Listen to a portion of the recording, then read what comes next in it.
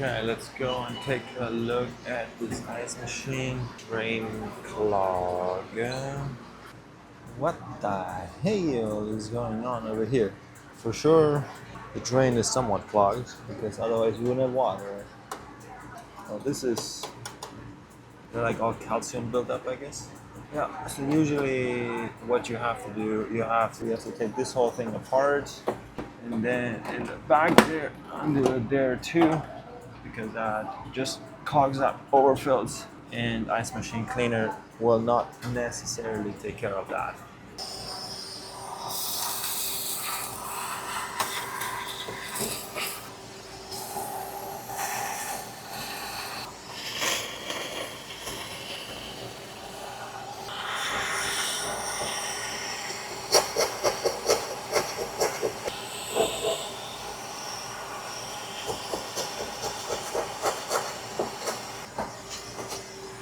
Well, that's a start, but look at this drain line. Look at this. That is just full of crap. Can see how clogged up this is. Way better. Okay, we got this one, but now comes the real problem, which is usually this little T in the back there. You can see that basically where it goes down here.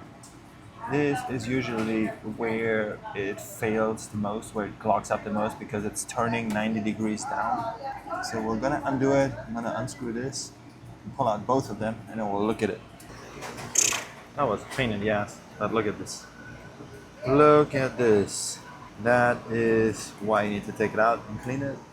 Same with this. So it might actually be smart to have these on the truck. I don't work on ice machines enough to have this on the truck, but this will do nicely. Way better. So I just had this idea. Cut a little piece of all thread. Oh man, this is like phenomenal. It's like a file. It's so great. I just invented a new tool. Probably not the first one to come up with this, but that's really cool. Okay, I think with this we should be done. Oh yeah, putting it back together, as you can see over here.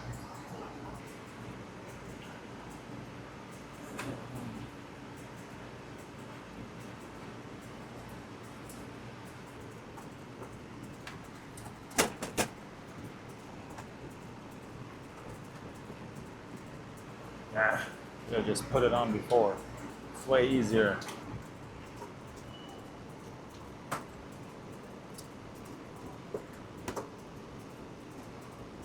There we go.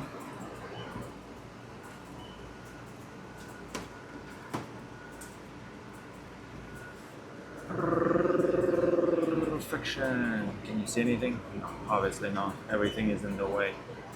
What the hell? This was the best spot. Huh? So, and now we'll clean this out a little bit more. And we'll put some of this in there. I will also put something in here so we can get rid of all this buildup. Okay, let's pour some of this in here. See it dissolve our calcium. That's pretty crazy. Yep, this is how it's working. Getting rid of all of the calcium. Alrighty, look at this. Oh my god, it looks so amazing. Let's test the drain line. This is phenomenal.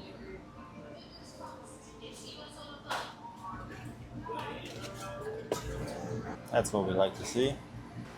And we're here doing this ice machine repair all while we have this going on over there. Let's see. Wow. Resetting the unit. See what happens. One advice on ice machines though, if you reset them and you turn them back on, you want to wait a little bit.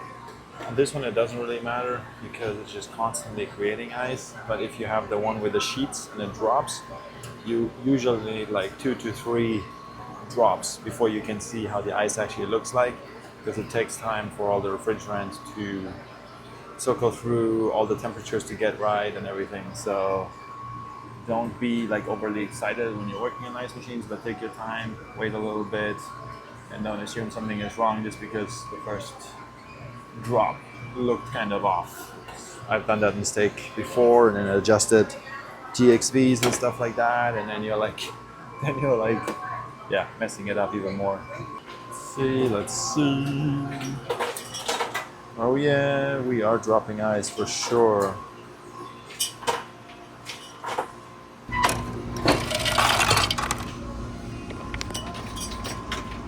Alright guys, well, I hope you like this. I hope you learned something.